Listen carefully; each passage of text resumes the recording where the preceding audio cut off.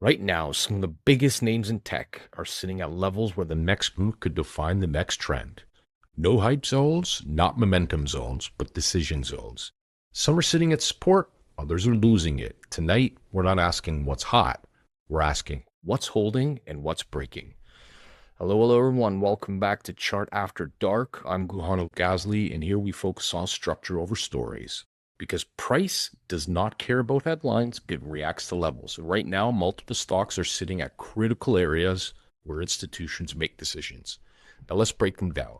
Let's jump into our first chart here, Rigetti.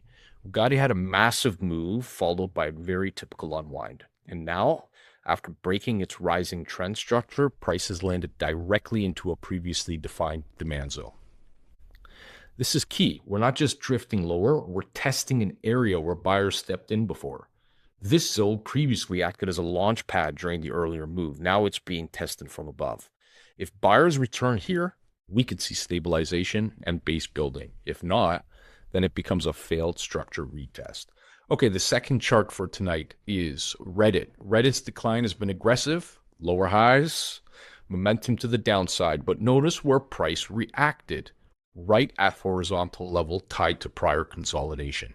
Markets remember where business was done. This level represents prior acceptance, prior demand, and prior equilibrium. This is not just a bounce area, it's a memory zone. And how price behaves here could determine whether this is a pause or the beginning of a larger base. All right, third chart of the night, Monday.com. Now, Monday's different. This is not a formal resistance turn support level. This is something more important. This is the first true structural support test after a prolonged decline. Prices now return to a zone that has historically acted as a floor, not a flip level. It's repeatedly attracted demand in the past, and this makes it a pure demand test, not a reclaim test, and that matters. Because this isn't about reclaiming lost strength, everybody. It's about whether buyers step in at a horizontally defended value. This is where trends either stabilize or continue to unwind. Finally, Adobe. Now, this is where the story changes. Unlike the others, Adobe isn't holding support. It seems to have just broken a major long-term level. Now, it hasn't confirmed yet, but still, this shift matters because once a structural floor gives way, the market doesn't really stop at hope. It moves to the next area of historical demand, and right now, that next meaningful zone sits just above the $200 level. This is a level not seen since December 2018. This isn't a support test. This is a support failure, unfortunately, and failures ought to lead to a vacuum of moves lower until price reaches the next area where buyers previously stepped in. So here's the real takeaway, folks. Markets don't turn at random places. They turn at structure, as we've seen today.